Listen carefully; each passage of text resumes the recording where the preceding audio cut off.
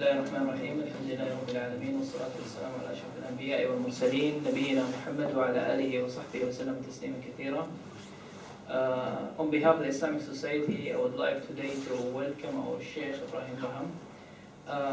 The Sheikh is a South African. He came all the way down from South Africa here to London, and from London here to Nottingham. So Alhamdulillah, we are very lucky to have him today with us. Just a small background about the Sheikh. Sheikh Ebrahim Bham is one of the most active scholars in South Africa for education, development, and interfaith. The Sheikh Ebrahim Bham is also a founder, member, and vice chairman of Johannesburg Muslim Schools, executive committee member of National Religious Leader Forum, and also executive member of Muslim AIDS program called MAP. So right now, inshallah, we're going to leave you with a talk with the Sheikh.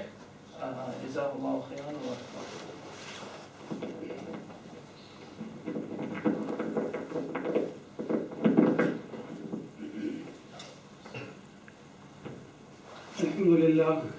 الحمد لله وحده والصلاة والسلام على من لا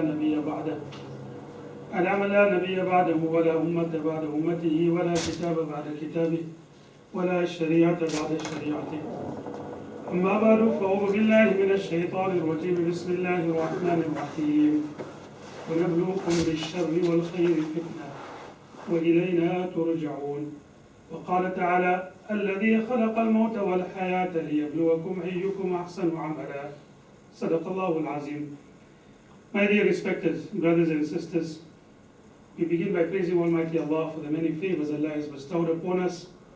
Allah Ta'ala has guided us towards a religion which He has chosen and perfected for us. And salutations be upon the best of Allah Ta'ala's creation, our beloved Nabi Kareem Sallallahu Alaihi Wasallam. I was extremely happy to see that the students had given me a topic which always make it more easier for the speaker to address a topic that was chosen by the students. Now if a visiting scholar comes and gives a lecture and he speaks about something, the students might go around saying that I'm not sure why the scholar spoke about this. Maybe he felt that we were guilty of this particular aspect. So when students themselves give me a topic, it makes it very easy. And I think the topic is extremely important because there is no doubt whatsoever that you and I are faced with different challenges, we are faced with different situations, we are faced with different emotions, we are faced with different types of situations that happen to us. So sometimes the emotions and things that happen to us are pleasing, sometimes they're not pleasing. Sometimes they're easy, sometimes they're difficult. So I think the way to start off with is to remember what is our situation in this world. Allah has made mention of it, and I have tried to recite some of the verses which tells us about our purpose in this world. الذي خلق الموت والحياة ليبلوكم أيكم أحسن عملا.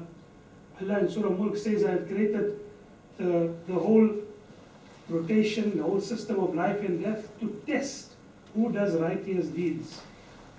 كل نفس ذائقة الموت ونبلوكم بالشر والخير فتنة. Each and every person will taste death, and I will test you with difficulty, and I will test you with ease. I want you to think very carefully about what Allah Ta'ala is telling us. I will test you both with difficulty and ease. It means part of the test would be that you would gain and you will get situations that are pleasing to you, and you would sometimes find situations in your life that are not pleasing to you, which are difficult. And that is part of the test. As university students, you will also maybe concur that many times when we do write an examination, when Allah has made this world as an examination, then you would concur that no examination is free from sometimes challenging questions. No person goes into an examination hall and write the exam and say, well, one challenging question comes and I'm not prepared for this. I'm not going to write this. Because he knows that there will be the fair share of questions that maybe people might regard, and then also would be relative. And there would be certain questions that people will regard that these type are maybe easy type of questions which I can contend with. There would be many types of challenging questions and many an intelligent student will also perhaps know that it is in the proper response to a challenging questions in which a person finds the high type of marks that he might get. So anyway, this is something that Allah Ta'ala has made mention. Look at how beautifully Allah Subhanahu wa Ta'ala has made mention in Surah Al-Fajr. فَأَمَّا الْإِنسَانُ إِذَا مَا ابْتَلَاهُ رَبُّهُ فَأَكْرَمَهُ وَنَعَّمَهُ فَيَقُولُ رَبِّي أَكْرَمَنِ. Human being, when Allah Ta'ala tests him, فَأَمَّا الْإِنسَانُ إِذَا مَا ابْتَلَاهُ رَبُّهُ, by honoring him, by making things easy for him, the human being tends to say, Rabbi Akraman, my Allah has honored me. My Allah has honored me by making things easy for me. But look at the key word in the verse. إِذَا مَبْتَلَاهُ, I tested you by making things easy for you. وَأَمَّا إِذَا مَبْتَلَاهُ فَقَدَرَ عَلَيْهِ رِزْقَهُ. When Allah tests you by restricting your sustenance, in other words, making things a little more difficult for you, you're facing challenging questions. فَيَقُولُ رَبِّي أَهَانًا. What does human being say? My Allah has humiliated me. My Allah has forsaken me. Kalla, no, this is not the situation. When Allah brings ease upon you, it doesn't necessarily mean Allah is happy with you. When Allah Ta'ala brings about challenging situations upon you, it doesn't necessarily mean that Allah Subhanahu wa Ta'ala is in any way angry or necessarily angry with you. I'm using the word necessarily angry with you. Now, after understanding that brief introduction, how do we deal? We say the title of the talk has been Happiness and Challenges. So what do we deal with first, the negative or the positive? But what do we deal with first? Let us end with a positive note. The whole talk was positive. But you're asking me to speak on challenges. I don't think that is very positive. But anyway, please, it may. Yes, let us speak about, there are going to be times in our life that we are going to face difficulty. No one's life is a bed of roses. No one's life is only going to be a bed of thorns. Allah Subhanahu wa Ta'ala has made our life in such, there are going to be certain times it brings us happiness, and there are going to be certain times we are going to be sad. We are going to be challenged. We are going to find difficulty. That is the reality and nature of how Allah Subhanahu wa Ta'ala has created us. Now when we face difficulty, we don't become overwhelmed with despondency. We always feel that there are certain types of wisdom Allah has kept in this difficulty, even if I can't discern it. After all, Allah is the one who brings about ease and difficulty. It is part of the test which Allah Subhanahu wa Ta'ala has made mention of. Now, firstly, why does Allah Subhanahu wa Ta'ala brings about these difficulties, and how do we respond with regard to it? The first aspect, Allah Ta'ala uses difficulty sometimes with the intention of elevating the status of a believer. Allah Ta'ala uses difficulty. For those who feel difficulty is a sign of Allah Ta'ala's punishment or the sign of Allah Subhanahu wa Ta'ala's displeasure, let him look at the life of the Anbiya alayhi salatu wasalam. Let him look at the life of the prophets. Each and every one had great amount of tribulation. Look at the life of Nabi sallallahu alayhi wa sallam. Forced to leave his own home. Many a times he had different types of difficulties. Uncle was martyred, body was mutilated. His daughter was persecuted. Because of the persecution, she lost her life. All these type of difficulties, what is the nature with regard to those type of difficulties? That type of difficulties is an elevation of status. Allah Ta'ala elevates the status of people sometimes by bringing a difficulty upon them. By bringing some sort of challenge in their life. Allah Ta'ala elevates the status. Look at this beautiful passage in the Holy Quran. وَإِذِ ابْتَلَى إِبْرَاهِيمَ رَبُّهُ بِكَلِمَاتٍ فَأَتَمَّهُنَّ قَالَ إِنِّي جَاعِلُكَ لِلنَّاسِ إِمَامًا. First juz of the Holy Quran, Surah Baqarah. And recall the time when Allah Ta'ala tested Ibrahim alayhi salatu wasalam with many type of challenges. Sometimes he was told to slaughter his son. Sometimes he was told to leave his small infant son with his wife in barren desert. Sometimes he was told to leave his homeland. Allah Ta'ala tested him in many situations, and then Allah Ta'ala says, إِنِّي جَاعِلُكَ لِلنَّاسِ إِمَامًا, we will make you an imam among leaders. So Allah Ta'ala elevated his status, and all religions look upon Ibrahim alayhi salatu wasalam with favor.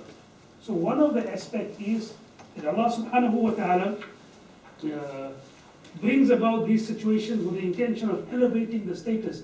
Even you and I, there are similar ahadith, sayings of Nabi Karim Sallallahu Alaihi Wasallam. One beautiful saying of the Prophet of Almighty Allah Subhanahu wa Ta'ala runs like this: The Nabi Sallallahu Alaihi Wasallam said sometimes Allah Ta'ala allots a certain spiritual state to a believer. But he can't reach that state through the means of his good deeds.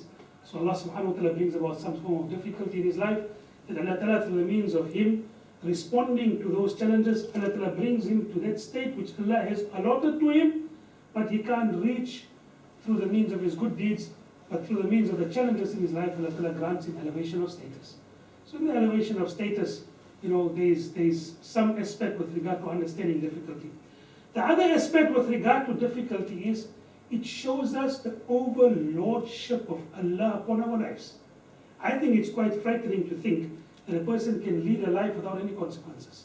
Or for a person to think that I can do anything in this world without worrying with regard to what happens to me afterwards. No. You have someone who controls your life. There is someone who has an overlordship of your life. And in that particular way, these difficulties sometimes come to teach us the aspect of Allah Ta'ala's overlordship of our life, over our life. This is something that we have to keep in mind. Everything happens with the bidding of Almighty Allah. So Allah Ta'ala, through the means of that, we come to realize, as Ali radiallahu ta'ala used to say, عرفت ربي بفسخ العزائم. What a beautiful statement. I have recognized Allah by the failure of my intentions. عرفت ربي, I have recognized Allah by the failure of my intentions. So I want to do something. I take all my efforts and I'm going to do this thing today. Something happens, I'm unable to carry it out. I know that there's a greater force which controls my life that has not been, for whatever reason, in His wisdom, I have not been able to complete what I was determined to do. In our books of hadith, there is an aspect that is made mention of the angels. They make zikr of Almighty Allah in various ways. And one of the ways of remembering Allah is Subhana man istakhrajat du'a bil bala. Glory be to the one who extracts dua from people through the means of difficulty. Glory be to the one who extracts dua from people through the means of difficulty. And I wonder whether we will be really thanking Allah subhanahu wa ta'ala and making dua to Almighty Allah with the pleading and with the devotion, with the sincerity, if there was no difficulty in our life. Although we all know it is correct that we are supposed to remember Allah in ease and in difficulty. Nabi Kareem Sallallahu hadith that remember Allah Ta'ala in ease, Allah will remember you in difficulty. But what is human being's tendency? Says Allah in the 11th surah of the Quran, in Surah Yunus, وَإِذَا مَسَّ الْإِنسَانَ الضُّرُّ دَعَانَا لِجَنْبِهِ أَوْ قَاعِدًا أَوْ قَائِمًا. That when human difficulty comes upon human being, he remembers Allah Ta'ala standing and sitting. قَاعِدًا أَوْ قَائِمًا. فَلَمَّا كَشَفْنَا عَنْهُ ضُرًّا.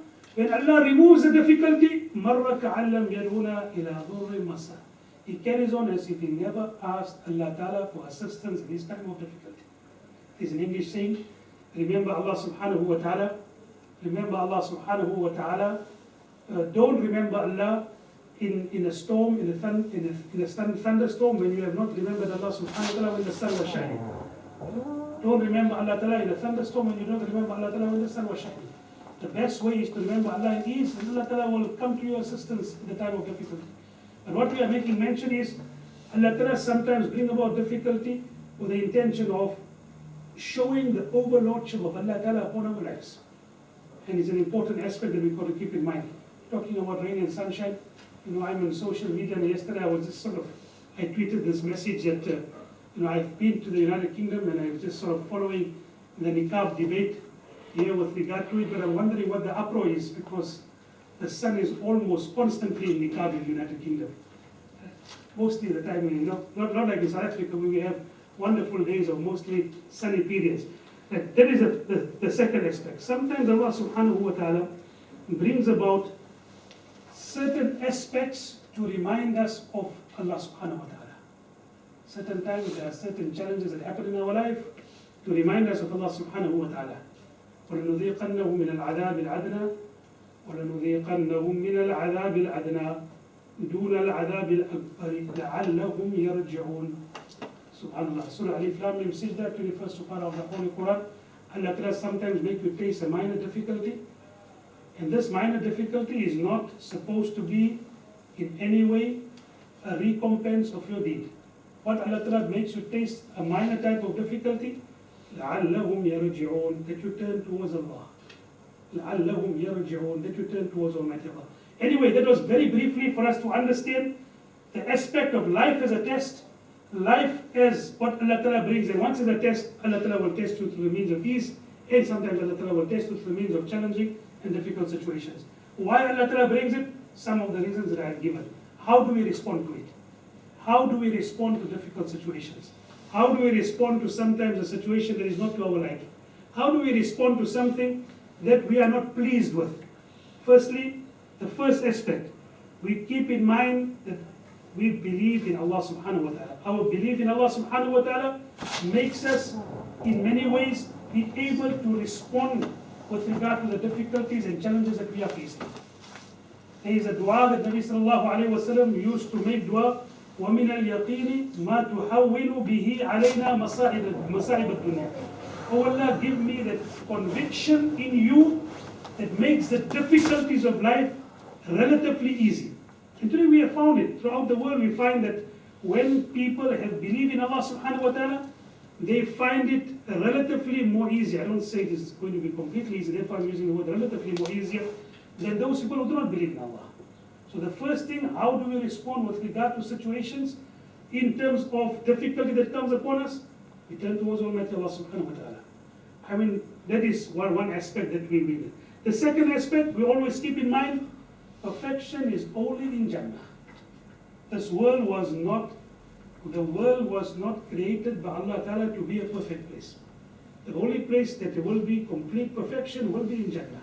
So Allah subhanahu wa ta'ala has made mention with regard to it. There are three realms which Allah has created. One is only bliss, that is paradise.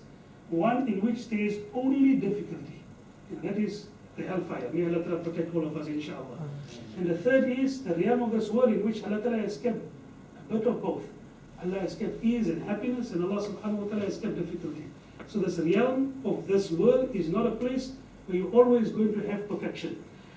The other aspect in terms of how do we deal with difficulty is for us to be able to have perspective. To have a perspective of the difficulty we have, compare it with the good that Allah has granted us. And by and large, you will find in every person's life, you will find the favors of Allah subhanahu wa ta'ala far outweighs and is far more in number than the difficulty that we face. Many a times it is very, very minute and insignificant compared to the good Allah Ta'ala has granted us. Allah Ta'ala in the Holy Quran says, فَإِنَّ مَعَ الْعُسْرِ يُسْرًا إِنَّ مَعَ الْعُسْرِ يُسْرًا. Even with difficulty there is ease. Normally many people translate this particular verse by saying that after difficulty there is ease. No. That is not what Allah Ta'ala says in the Holy Quran. Allah doesn't say after difficulty there is. Allah Ta'ala says ma'al usri yusra. Even with difficulty Allah Ta'ala will grant you ease. That even in the midst of difficulty you will find many aspects in which you will think, and if you think positively you will find the ni'mat of Allah subhanahu wa ta'ala in there. Now this particular aspect is very beautifully explained in a poem of Urwa bin Zubair radiallahu ta'ala. Urwa bin Zubair radiallahu ta'ala lost his son and lost one of his limbs on the same day. He lost his son and he lost one of his limbs on the same day. So he composed an Arabic poem. It says, إن كنت أخذت فقد عتيت وإن كنت ابتليت فقد عافيت. Oh Allah, if you have taken from me, you have given me also. If you have put me under trial, you have given me many a times ease also. إن كنت أخذت فقد عتيت. If you have taken from me, you have given me. And the next line of the poem goes and said that you have given me 4 major organs, the 2 hands and the 2 legs, and you have only taken 1. You have given me 5 sons, you have only taken 1. That's just a very, very high state of iman for a person to say these things. But I mean, it just tells you, in difficulty, you always draw perspective. The difficulty, you compare it with the ease. And you will find that, the ease far outweighs the difficulty. There is an incident about Alamgir, a famous ruler in India. He one day had a new fruit, this new season, fruit of the new season. Now normally it's a sunnah that when the fruit of the new season comes, then you give it to a small child. an innocent child to have it first. So he gave it to a small child, and the small child just sort of ate the fruit of the new season without any reluctance, and he ate it, and he finished it. But when the elderly people started eating that same fruit, they found it to be extremely, unpalatable. How can we have this? It was so sour, and they couldn't have it. So they asked the youngster, by any chance, when it came to you, was it sweet? So he said, no, it was not sweet when it came to me, and when I first had it, I also found it to be unpalatable. I wanted to throw it up. Then he said, Ya Allah, so many occasions you gave me halal and tayyiba, you gave me good food to eat, you gave me delicious food to eat. I wasn't able to sufficiently thank you. And once you gave me something that is sour, bitter, I feel ashamed to throw it out. So I just ate it. Now it just tells you about the perspective, how do we face the type of the difficulty with regard to it. Umar radiallahu anhu used to say a very amazing thing. He said that Umar radiallahu anhu said, if Allah Ta'ala strikes me with calamities, I will thank Allah Ta'ala for 4 things. If ever Allah Ta'ala were to grant me or bring about, not grant me, anytime Allah Ta'ala brings about difficulty upon us, I will thank Allah Ta'ala with regard to 4 things. And one is the test was not in my deen. Allah Ta'ala did not test me with regard to my deen. Allah Ta'ala tested me with regard to a material aspect. So Allah subhanahu wa ta'ala says in one of the du'as of the Nabi sallallahu alayhi wa sallam, وَلَا تَجْعَلْ مُصِيبَتَنَا فِي دِينِنَا. Oh Allah, do not bring about any difficulty in my deen. وَلَا تَجْعَلْ مُصِيبَتَنَا فِي دِينِنَا. So the first aspect, Umar said, if any difficulty comes upon me, I will thank Allah that difficulty was about material things and not about my deen. The second thing is the calamity could have been worse. The calamity could have been worse. The third aspect is that the calamity would be an expiation of my sins. And the fourth thing we said, any loss after the passing away of Nabi Kareem sallallahu alayhi wa sallam is minor. So if any difficulty comes upon me, I would look at it in 4 ways. I would firstly say that the difficulty was not in my deed. The second thing is it could have been worse. The third thing is an expiation of sins. And the fourth thing they said is that any difficulty after the passing away of Nabi Kareem sallallahu alayhi wa sallam is something that is minor after that what Nabi Kareem sallallahu alayhi wa sallam. We know what the Sahaba went through when they lost Nabi sallallahu alayhi wa sallam. That Fatima radiallahu ta'ala composed poems which were so heart-rendering. Subbat alayya masa'ibun, subbat alayya masa'ibun law annaha, subbat ala al-ayyami sirna layaliya. Such difficulty and such a calamity had come upon me by the death of my father, that if that type of calamity had come upon a day, the day would have been turned into night. So this is what Umar radiallahu anhu had said with regard to it. We have to be very careful with regard to always constantly complaining about certain things that doesn't meet our standards or doesn't meet according to our homes and fancy. May Allah Ta'ala forbid that sometimes you always complain. Maybe sometimes Allah might give you something to complain about. They said that, from the Sharia point of view, this is something a little bit away from the subject. That someone was wearing a ring, wearing a ring on the finger where normally people don't wear the ring. Now, obviously, we know that people wear the ring on a particular finger. It's nothing to do with the Sharia, and nothing haram also. But wearing the ring on normally another finger where normally people don't keep the finger, they don't keep the ring. And someone asked that, why are you keeping the ring on another finger when normally people keep it on a particular finger? He said, well, I got a wrong spouse. So that is the reason why. Another aspect, I think, with regard to whenever we think about difficulties and challenges that might come our way, it's absolutely amazing that nearly any type of difficulty that you might face, you will find that the Anbiya alayhi salatu wasalam face similar type of difficulties. Any type of difficulty that you might face in your particular situation, you will find that the Anbiya alayhi salatu wasalam faced similar type of difficulty. If you are expelled from your homeland, the Nabi of Allah subhanahu wa ta'ala was expelled from his homeland. Nabi Kareem sallallahu alayhi wa sallam was forced out of Makkah. When he was leaving Makkah, he came to a route and came to a situation where on one hand he had to go to Medina, on the other hand there was the road back again to Makkah. And Nabi Kareem sallallahu alayhi wa sallam cried. And he addressed the city of Makkah and said, had it not been for the people forcing me out of here, I would not have left. Now, obviously, it also tells you that another point.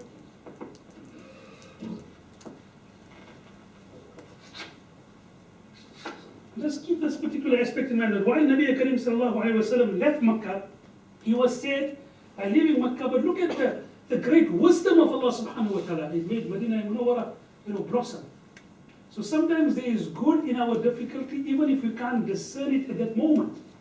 So the Prophet of Almighty Allah left Makkah, and thereafter goes to Medina, and the whole Medina experience is an experience that we learn so much.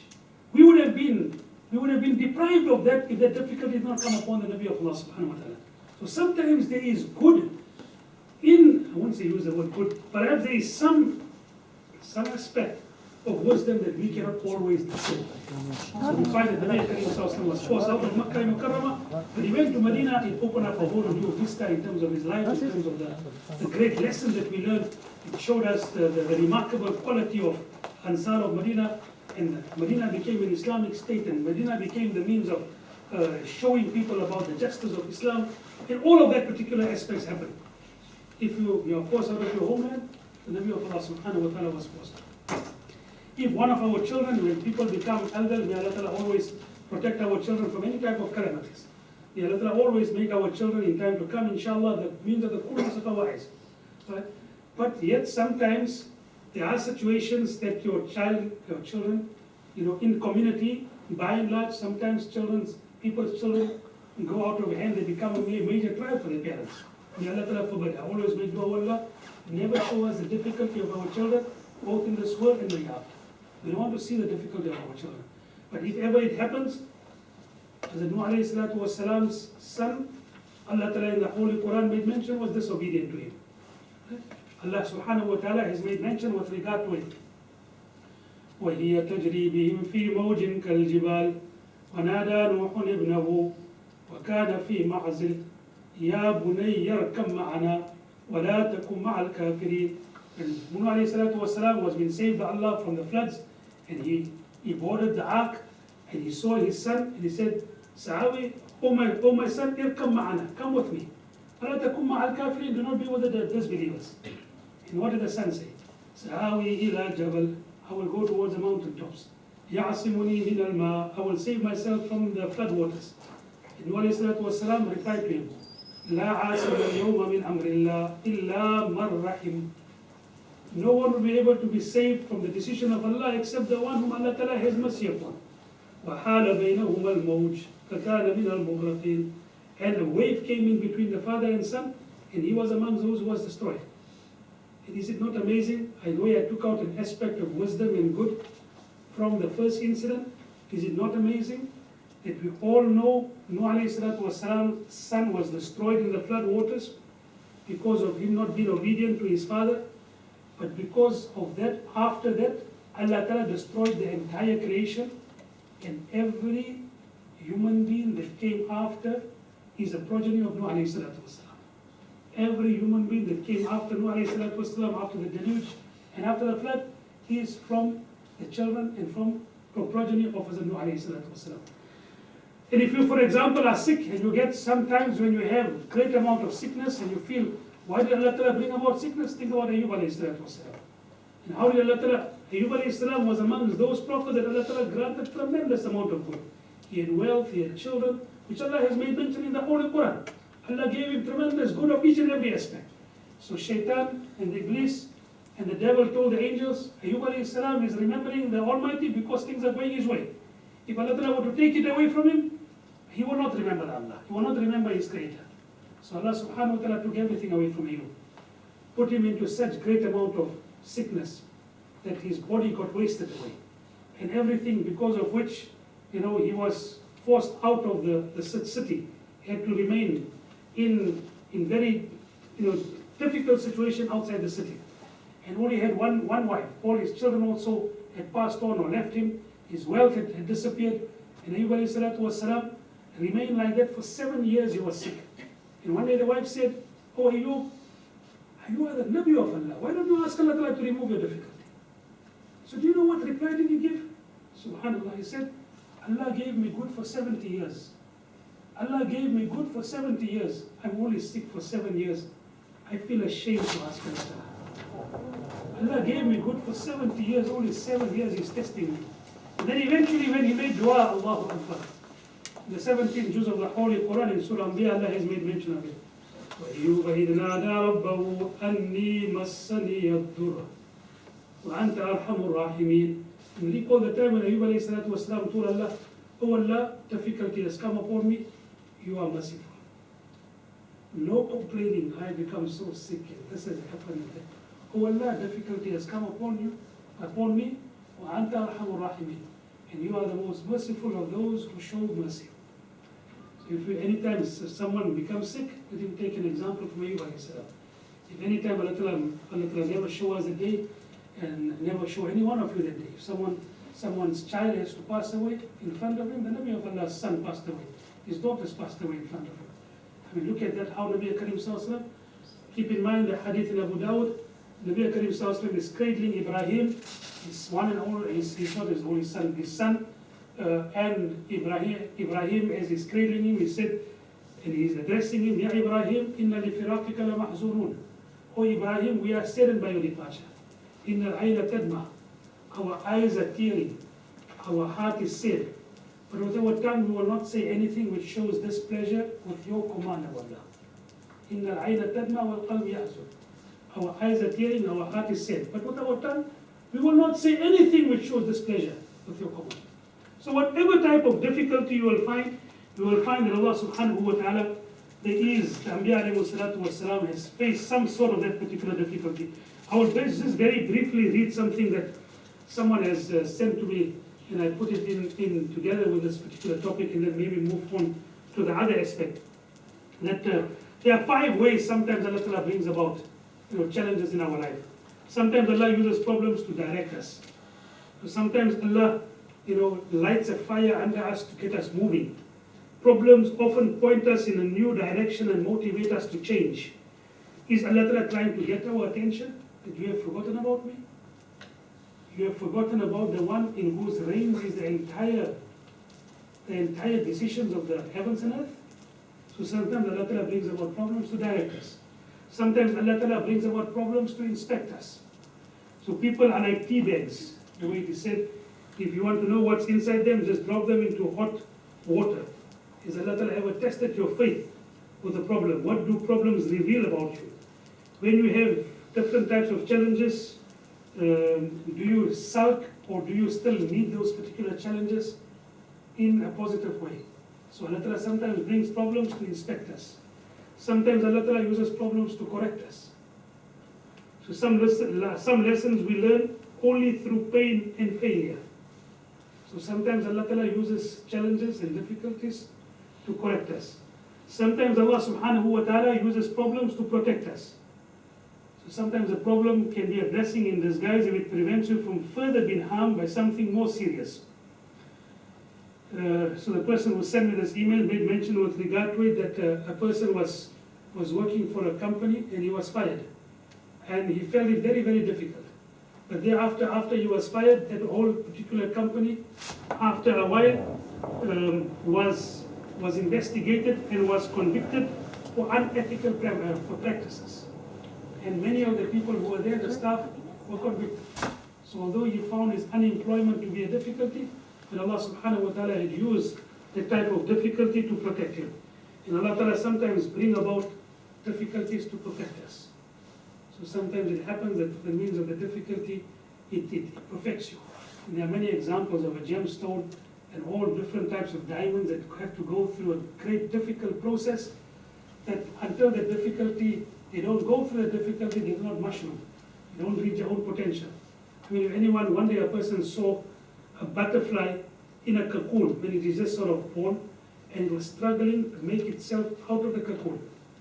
And he felt that I will show mercy and kindness to the butterfly. And he cut the cocoon.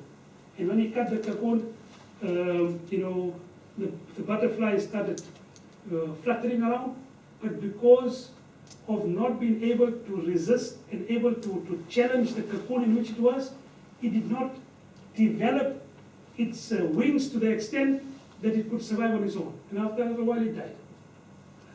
But that particular type of butterfly going through the cocoon, resisting, striving, it sort of develops its wings to the extent that when it comes out of that particular place, it comes out of the cocoon, it is able to fend on itself, the wings are developed. Because Allah subhanahu wa ta'ala brings about difficulty to perfect us.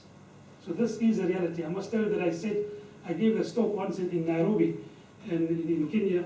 So a person really went out of his way and he brought a whole cocoon, a whole list of cocoons of all these butterflies. And Mawlana, I want you to have a look at this. In the next 2-3 days you are here, and you will see the butterfly will emerge after 2-3 days. And it was a very wonderful experience to be able to see that whole process. But one thing we keep in mind, while these are aspects with regard to difficulties, which I already mentioned, we never ask Allah Ta'ala for difficulty. Think with us. We never ever ask Allah Ta'ala for difficulty. Nabi Kareem Sallallahu Alaihi Wasallam one day saw a person who was wasted. He was thin, he was weak. And Nabi Kareem Sallallahu Alaihi Wasallam asked and perceived something and said, what dua did you make to Allah? What dua did you make to Allah? So he said, I made dua to Almighty Allah to purify me. So Nabi Kareem Sallallahu Alaihi Wasallam said, can you bear the purification of Allah? Can you bear Allah's purification? Don't ask Allah Ta'ala to purify you, ask Allah Ta'ala for ease. Ask Allah Ta'ala to make things easy for you. Don't ask Allah Ta'ala to purify you.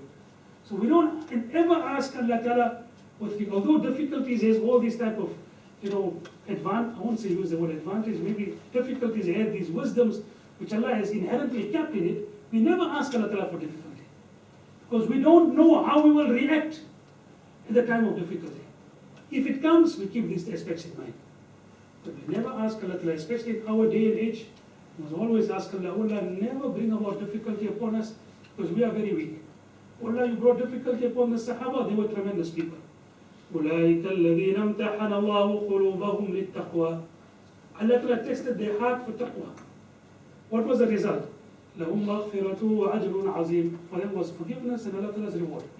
Because they could bear the trial that Allah Ta'ala put them through. We can't. We ask Allah, oh Allah, don't ever bring about difficulties.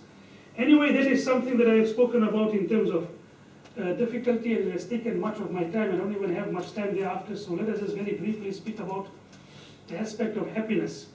I wonder if anyone can ever define happiness. Anyone want to attempt and try? What is happiness? Happiness to be content with what Allah has given in your life. Yes. Definitely, very, very good answer. Jazakumullah. Nabi Kareem Sallallahu Alaihi Wasallam said, "Al-qana'atu kanzul la yafna." That contentment is a treasure that will never ever get destroyed. If people think and tie their happiness to material things, the material things will come and go, but contentment will not come and go. Contentment will always be with you. It is an inborn, inherent type of characteristic which Allah keeps in you. So this particular aspect of happiness is something. What do people find or think that happiness would be? And let us all face it, one of the aspects that normally people feel that we are going to be happy with is wealth. People think the more wealth I will have, the more happiness I will have. And really, wealth does not in any way bring about happiness. It does not guarantee happiness. Although there is a humorous saying that a person who feels that wealth cannot bring happiness does not know how to shop. But that is just the humorous type of quote, but the reality is wealth cannot guarantee and does not guarantee success. If wealth would have been able to guarantee success, Qarun would have been the most happiest and the most successful human being in history. Allah Ta'ala has made mention with regard to his wealth, which even in today's time, no one can even come near to the wealth of Qarun. إن قارون كان من قوم موسى فبغى عليهم. Qarun was from the family of Musa, and he turned against Musa alayhi salatu wasalam. And look at how Allah describes his wealth. وآتيناه من الكنوز ما إن مفاتحه لتنوء بالعصبة أولي القوة. That it needed a body of strong, able-bodied people to carry the keys of his treasure. Allah doesn't say that he needed a whole group of strong people to carry his treasure. Allah says he It needed a group of strong, able-bodied people to carry the keys of his treasure. Can you imagine what was his treasure? He needed someone, a group of, not even one, a group of people to carry the keys of his treasure. And Allah says, فَخَسَفْنَا بِهِ وَبِدَارِهِ الْأَرْضِ. Together with his wealth, Allah Ta'ala made Qarun be swallowed up on the earth. So his wealth didn't guarantee him happiness. There are many examples even in today's time. Some years back, there was an aspect of Christina Onassis. Now she was at that time the most wealthiest woman in the world. Right? She was the daughter of Jacqueline Kennedy, and of course she became the heiress of the Aristotle Empire. And no doubt at that time, the media was going with regard to her wealth, and she said, one day someone asked her in an interview, "You are the wealthiest woman in the world." And what did she reply? She said, "Yes, the wealthiest, but the most unhappiest woman in the world." And she died in tragic circumstances, most likely committing suicide. So wealth doesn't bring about happiness. This is a reality that we have to keep in mind. There are many other aspects that will bring about. Many times people feel rank and position, fame, and we find people, people who are celebrities, living a life which we feel might be wondrous, but is it? Just go and look at the biographies of famous people. Memoir after memoir tells you about celebrities which unveil the sorrow that is hidden beneath the apparent happiness and beneath the apparent glamour, which results in depression, drug addictions, mental anguish, and loneliness. Something that we see repeatedly happening. I mean, we don't have to give an example. I think recently there was a survey that was carried out in the past so many years. How many celebrities have died in mysterious circumstances? I can't recall the exact aspect. How many of them have committed suicide? Whitney Houston, this one, that one. Why? If name and fame was something that guaranteed happiness, why would they be committing suicide? Why would they be living a life in which they are dependent upon drugs? Why would they be depressed? So where does Allah subhanahu wa ta'ala keep happiness? Where does Allah subhanahu wa ta'ala keep happiness? It is something for us to think. Many times people will feel as young people, if I follow my desires, Allah will give me happiness. Let me just do whatever I want to do. Just allow me to do whatever I want to do. If I want to have a relationship across the gender divide, let me do so. If let me just do whatever I want to do. But in reality, the fulfillment of our desires will not bring about happiness. It will not bring about happiness. In many ways, what will happen when you fulfill your desires against the command of Allah subhanahu wa ta'ala, there is a certain amount of disquiet that is in your conscience, which doesn't allow you to be happy. And it is like a person who is a drug addict. He feels that if I take my next type of drug, I will be satisfied. But when he takes that drug, it just gives him momentarily, for a little while he gets satisfaction. Afterwards he goes into a deeper depression and a greater addiction to the drug that he felt was going to become the response would take him out of his depression. And that is a reality with regard to the same way would be with regard to the fulfillment of your desires. It's a very different type of joy. It's a very different type of joy which Allah subhanahu wa ta'ala has made mention in the Holy Quran about.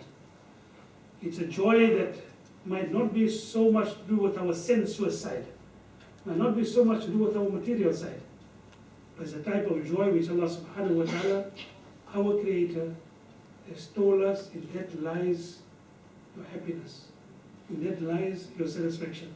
So you and I are quite aware that if you have to use a situation, and if you have to use any item against the manufacturer's specification, you will not be able to get much joy out of it. You will not be able to get joy. If you use it according to the manufacturer's specification, you will be able to utilize that gadget or that mechanical asset or whatever asset in the correct manner. You will be able to utilize and benefit from it. In a similar manner, brothers and sisters, Allah is our Creator. Allah knows